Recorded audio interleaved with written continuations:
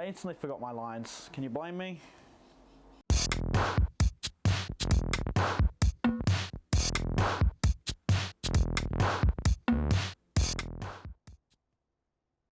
Salutations, Internet! My name is Charlie. I am the creative genius behind the Guy Fieri Experience, or as the video is cheekily titled, The Milhouse That Never Was. I know you have questions. Many questions. Questions such as, how is this related to The Simpsons? What do VTubers have to do with any of this? And what is that monstrosity standing next to you? I have answers to most of these questions. So stick around and find out, and join me on my journey to become a VTuber who doesn't use a model. Guy Fieri was meant to be a pretend VTuber. The character was made to be such an obvious lie where as soon as you saw him, you kind of got it. You could kind of tell he's clearly not a VTuber. You know, that is the crux of the joke, but the joke relies upon people being able to discern the obvious flout. The flout being, hey, he's not a real VTuber. So originally, I wanted it to be an unspoken joke. A joke for those who, if they got it, they got it. It was a wink wink, nudge nudge kind of situation. But after 2 months of not really getting any responses, I changed up my approach. I started advertising the joke. I started trying to let people know what the joke was so they could come in prepared. But even after that, it still didn't really get the traction that I was hoping for. Let's discuss the Milhouse connection. What does Milhouse have to do with this disaster of a circus? Well, in 2005, the statement "Milhouse is not a meme" started a great debate on what makes an internet meme. The meme itself is often referred to as a forced meme. The statement itself is actually quite paradoxical, but in my opinion, it's the argument that makes the meme. Just two sides arguing over something silly. They're not taking it seriously. They're not debating life or death. It's just for fun. And that was my goal. I wanted to bring back something akin to the early 2000s. Essentially, Guy Fieri is a VTuber, is not a VTuber, is just trying to rehash that debate. Just something fun, something silly, and not something to be taken seriously. I mean, I don't think it would actually change the social definition of what VTubing is to include people like Guy Fieri. I mean, it would be funny if it did, but I can also see why that would upset a lot of people. I wanted to present Guy Fieri as this lovable dumbass. I wanted him to be perceived as someone who was genuine and trying to enter the world of VTubing, even though they themselves would be struggling with even getting access to a model or running the software needed to track it. I wanted there to be a genuine approach, and that's difficult to execute because it's a very fine line. You know, for example, a lot of VTuber terms come from Japanese words. So trying to use said words but screwing up the pronunciation could either be seen as the world's biggest piss take or just a dumbass trying his best to learn. Learning a secondary language is not easy in any regard. And, you know, it was a very fine line, and unfortunately, I was just not skilled enough to pull it off. The idea in the character had potential. I just didn't have the means or the skill to pull it off. Live streaming is a completely different beast than in-person crowd work. I admit, I was overconfident. I went from pulling 40 people a night in person to nothing while streaming. That realization was pretty tough, and it hit me pretty hard. There are a lot of times where you could probably tell I was very bitter about it. I mean, no one's watching, so it's fine. I am an entertainer at heart. My goal is to entertain. And what hit me the hardest about this learning curve was the indifference. People would come in, but I simply wasn't even worth chatting to. They would just leave. A few times where people would interact, it really made my nights. You know, it may sound surprising, but a lot of thought went into the character design. From the name to the costume, it wasn't just all thrown together. You know, there was thought behind it. Let's start with the aesthetic. The theme of cheapness, which contrasts the actual production value. Everything about the character Guy Fawkes is meant to look cheap. Even my original name for the genre was cheap tubing. However, I learnt a little too late how derogative that term sounded. Well, the costume consisted of cheap fairy wings, a mascot head I got from a garbage dump, and a dressing gown. The mask itself has these blue smears all over the eyes, probably from water damage. The mask itself is not inviting. It is very creepy. It's creepy to the point where my actual, in real life friends couldn't actually watch the stream. The mask spooked them too much.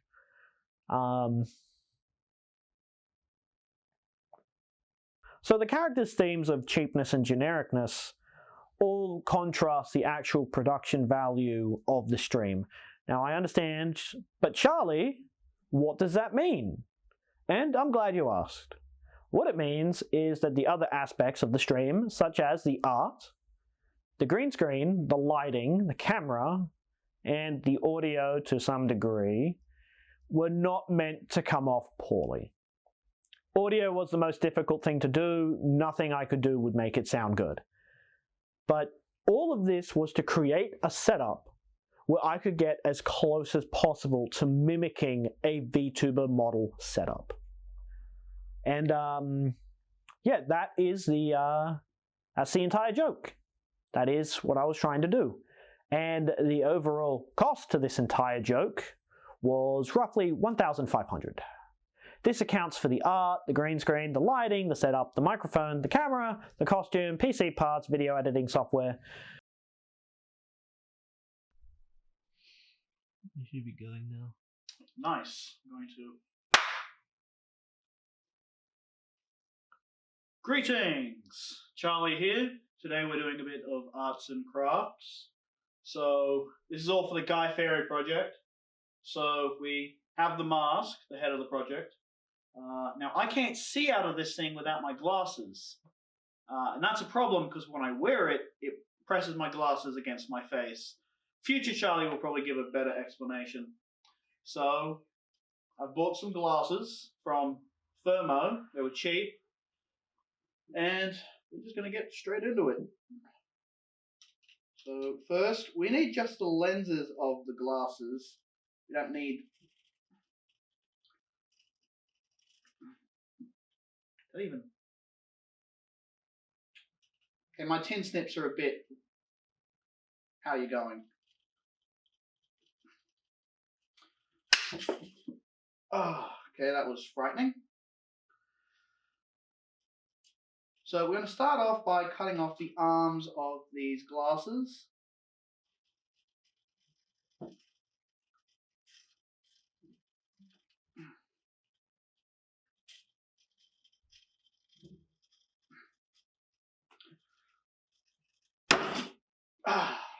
Okay, there's a cut. So I'll just move this mask out of the way. Now I know that, you know, they look expensive and They're actually rather cheap. So now we're just left with 2 more cuts we need to make.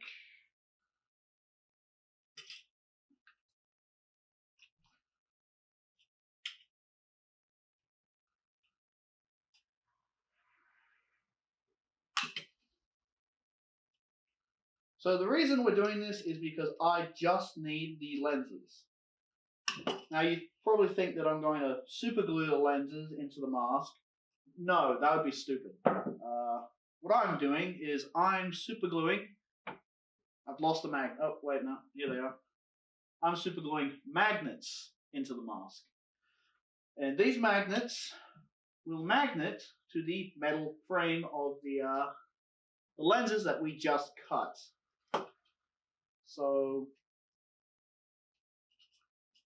cut those. Can we trim a bit more of that off without having?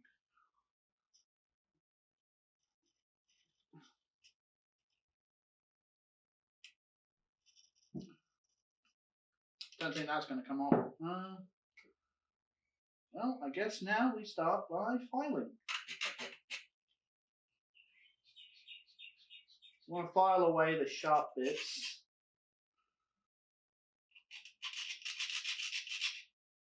Now, so I don't cut myself during production.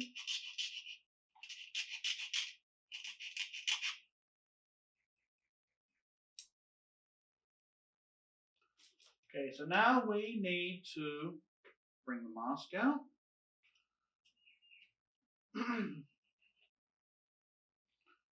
So, oh, no wonder that's what. Yeah. You're not meant to use a hot glue gun inside, so I'm opening the door because everything smells like glue. That's not what you want. Okay, so the inside of the mask looks like. So what we want is to be able to put magnets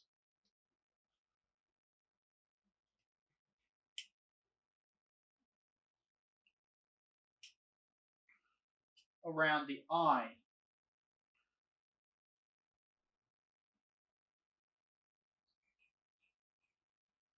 By the looks of the things, we're going to be using all the magnets on the top.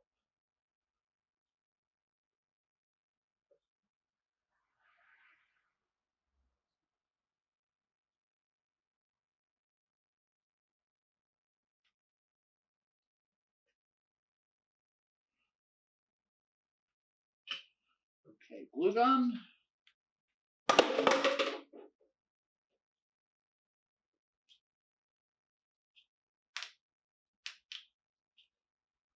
Ah.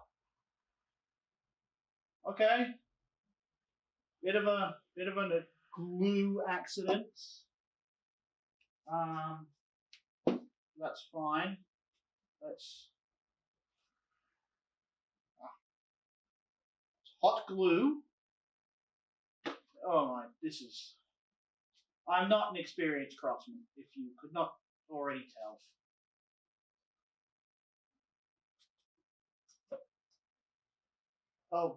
Oh, how's this going to work? I have not thought this through.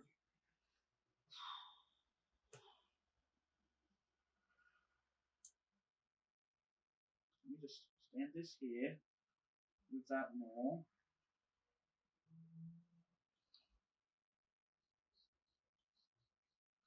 Let me just confirm one more time that both sides stick. Okay, it doesn't matter what side the magnet's on.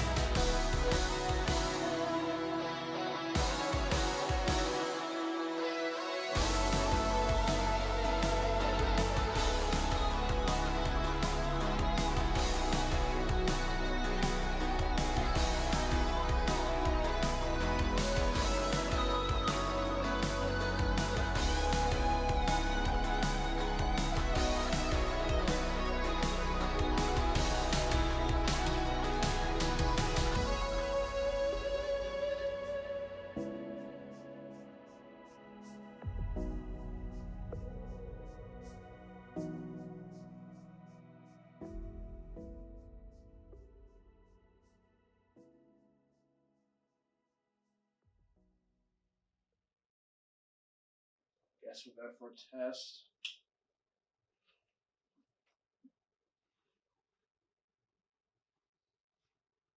They hold!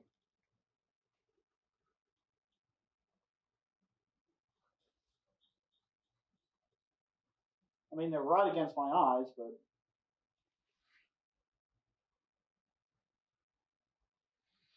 Well, you win some, you lose some.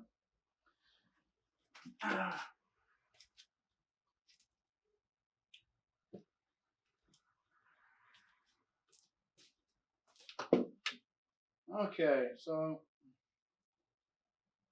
3 magnets on the left eye, 2 magnets on the no, 3 magnets on the right, 2 magnets on the left. Okay, let's give this another try.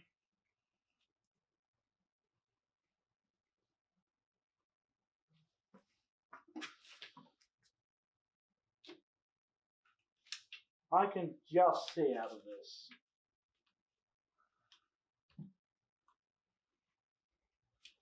And now for the real chess with headphones.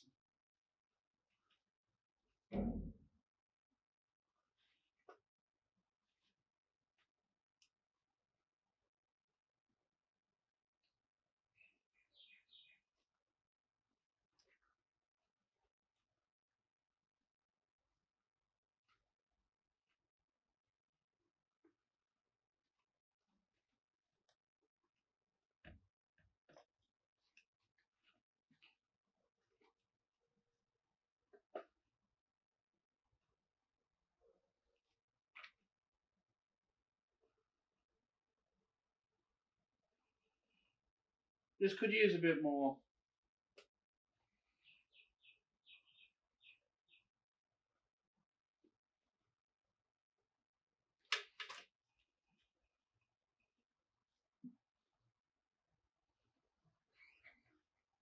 I mean, this heavily smells like glue.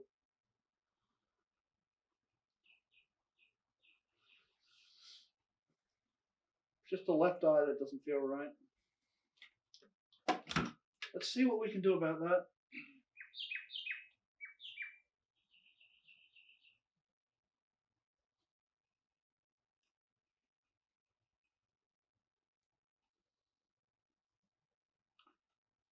Okay, what about this?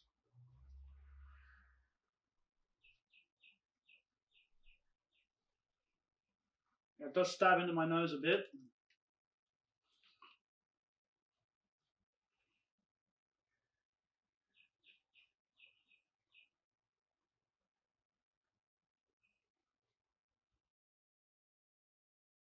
So far, I have learnt that I am a dumbass who has spent over $1,000 on a rather mentally unhinged project. So, what were some of the challenges? Surely there wasn't anything worse than the money, right? Right, Charlie? Well, there was a multitude of challenges to contend with, and a lot of learning curves along the way. I started this project during a rather difficult time in my personal life. At this point, my dad had gone through 3 heart attacks, and shortly after I started streaming, he had his first stroke. Damn it, something's in my eye. It was a pretty stressful time. There was a lot I had to do in the background since I'm essentially his only family still in the state. Stress can manifest in many ways, and it can have profound effects on the body. Now, unfortunately, due to my own negligence, I did fall rather sick during this time. I started my streams in the winter months, and I had this bright idea, right, that I should stream with the doors open, letting the cold evening air in. In my mind, I did this to help reduce sweating and overheating. Now, being exposed to the physical cold for multiple weeks in a row, combined with all the stress in my personal life, I developed stress-induced shingles right above and very close to my left eye. My dumbass thought they were just pimples or something. My dumbassery never ceases to amaze. The doctor gave me some medication, warned me to look out for redness in my left eye. If I see redness, go to the hospital. So naturally, paranoid and scared that I might actually lose an eye, my stress was skyrocketing. I'm actually very fortunate that I did not lose my left eye.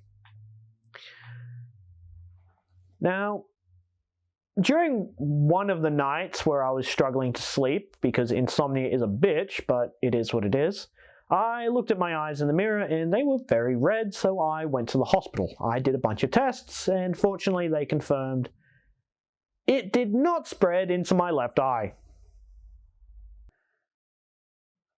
Now, of course, the project ended on a rather sour note. Originally, I gave myself 6 months to experiment with this project.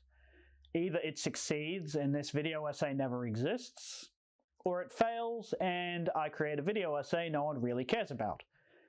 So the project ended earlier than it was meant to, and the reason why is because I learnt how it was being perceived.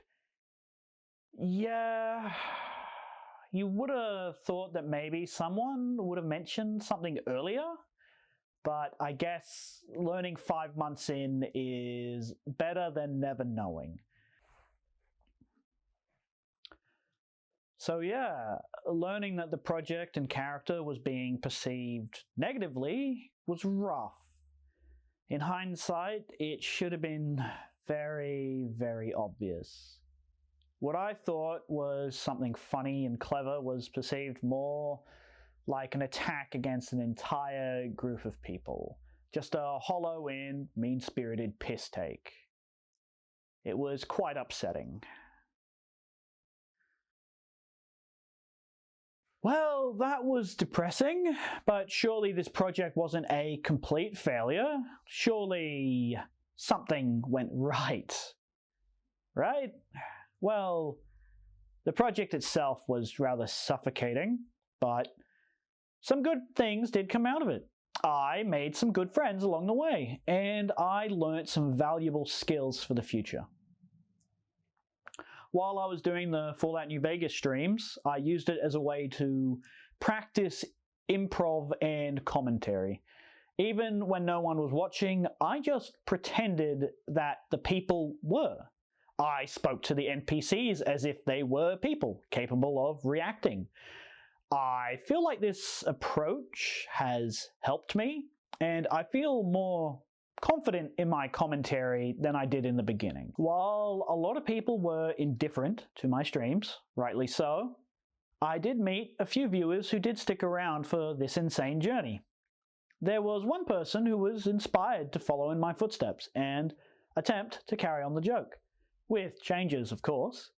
Instead of cheap tubing, it was D-tubing, an alternate dimensional form of VTubing. The joy I felt knowing that my dumb idea inspired just one person, just one, was beyond whatever I could have hoped for. The feeling was exhilarating. Despite all the hardships and all the negatives, just the fact that I inspired one person was enough for me. I put in a lot of effort into the Guy Fawkes project, from seasonal costume changes to running a community Discord. Unfortunately, I didn't get to use a lot of my plans, but I did repurpose them. For starters, once I had obtained at least 10 active Discord community members, I would have started doing weekly clip competitions with game keys as the prize. I have a surplus of game keys since I am a Humble Bundle member. I just have keys upon keys. It's actually ridiculous how many keys I have. I believe the clip competitions would have definitely helped spread Guy Fawkes' popularity. From just 10 people, we could have grown to 15 to 20. Unfortunately, we never did get to that stage. If we had, I would have moved on to Phase 2. Phase 2 of my plan would have been to purposely instigate drama with another creator. Here's a photo reference of the asshole I had in mind. That's right. It's me! My plan would have been to instigate drama with myself.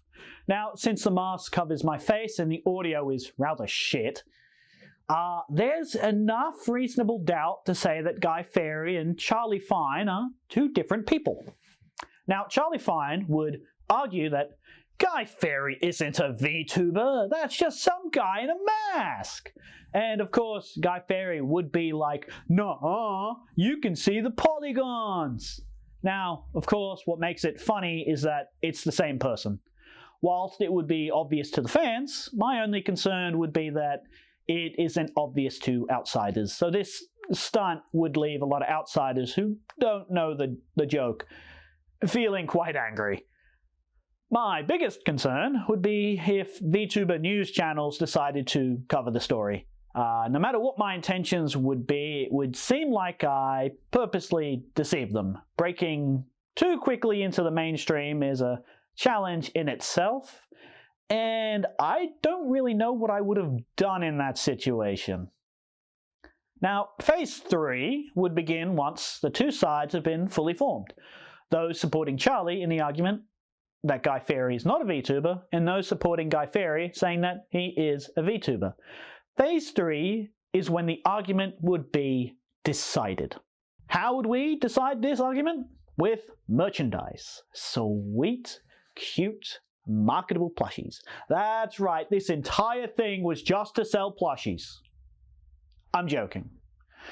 The experiment was more about testing my skills as an entertainer and seeing my limits in how far I could grow. The idea would be at the peak of the two sides debating, I would release two plushies, one of Guy Fieri and one of Charlie Fine. Whoever sold more plushies would be the victor. People would get to have a cute, memorable plushie and feel connected to a community, whilst I get to financially support my family. It's a win-win.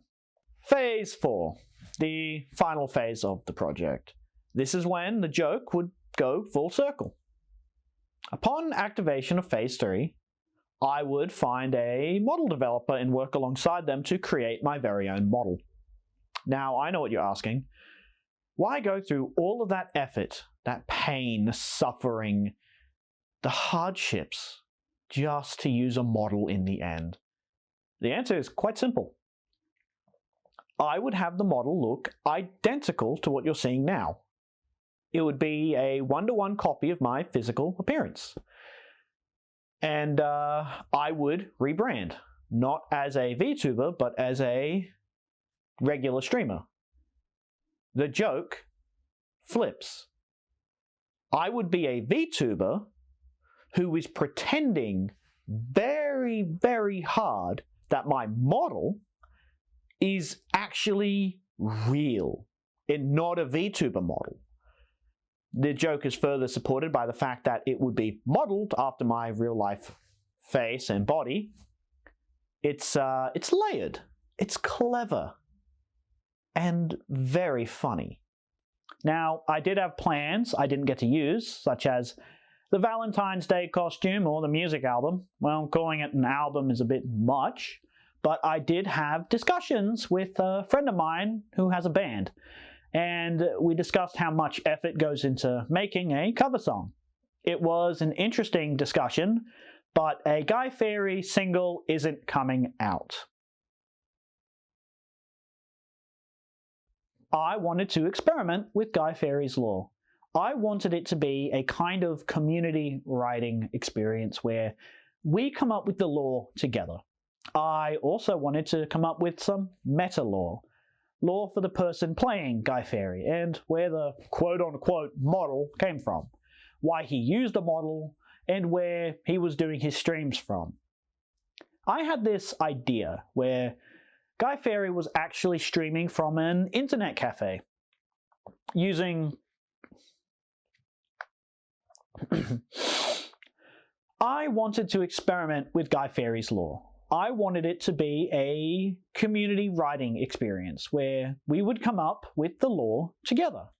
I also wanted to come up with some meta law for the person playing Guy Fawkes. You know, like where the quote-unquote model came from and why he uses a model and where he was doing his streams from. I had this funny idea where Guy Fawkes was actually streaming from an internet cafe using one of their computers. Hence why he couldn't install the software or use a model. But that wouldn't account for the green screen. Another idea I had was to claim that Guy Fawkes had HSD, or handsome Squidward disease, a made-up physical deformity that makes him so handsome that it's dangerous to other people to look at his face. Of course, it is meant to be a completely made-up disease, and for people to easily realize that it's a very far-fetched lie, but modern media literacy is completely lacking. So I don't know if it would have been taken how I would have wanted it to be perceived. Another thing that I was kind of floating around with is, you know, where would he say he got his model from? I kind of wanted it to be a, you know, he randomly bought an SSD drive from like a flea market and it contained this really cheap model, and it uses like software that's like defunct, and none of it is in English, so we can't translate what any of it means.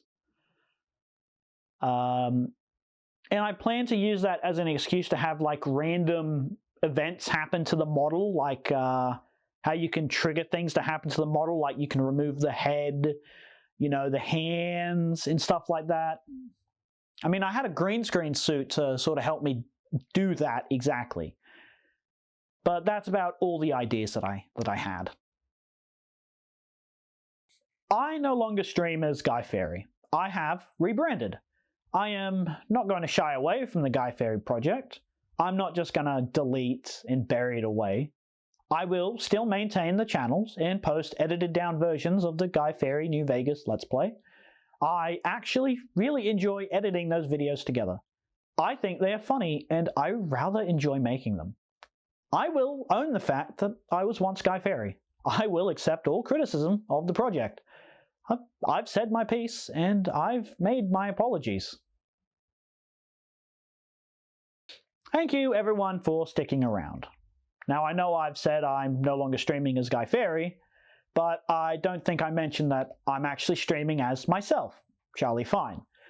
You know, I wanted to make sure that when I moved on, I could present something raw and real. So I spent 4 entire days, making a short film for my debut as Charlie Fine.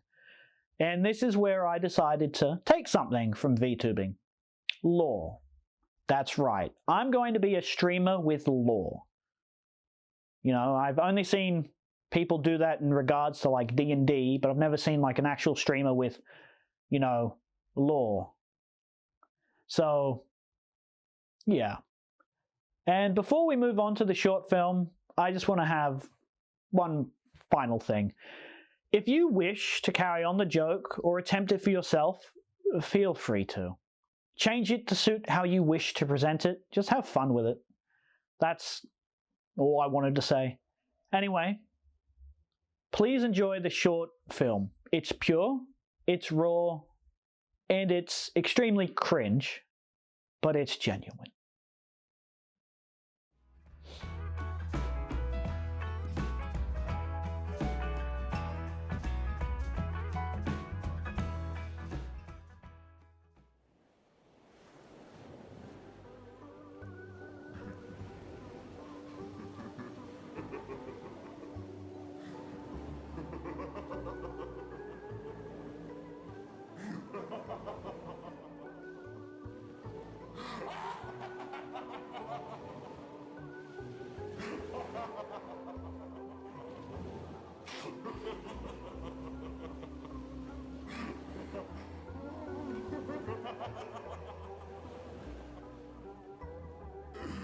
does it feel like I'm drowning?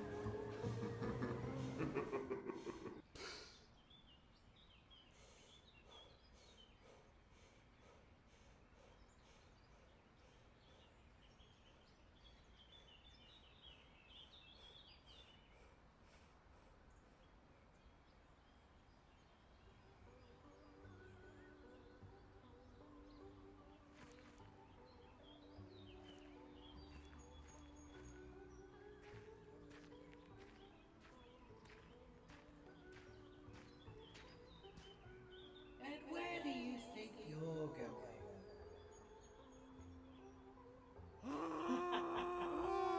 Escape? No, no, no, no. You belong to me.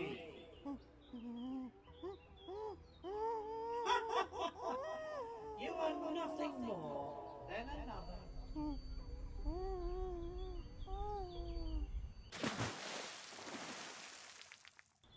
Come on now. You've been through worse. Don't forget who you are, my dear.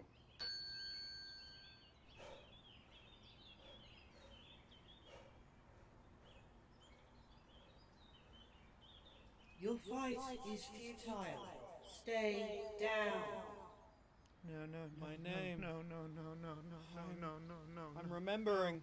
No, no, no. Yes, no, you no, are no, no, kind. no, no. Now come back to me, dear boy. No. No. I remember. That's not right. No. My name. My name. My name is. My name is Charlie. I may be cringe, but I am free.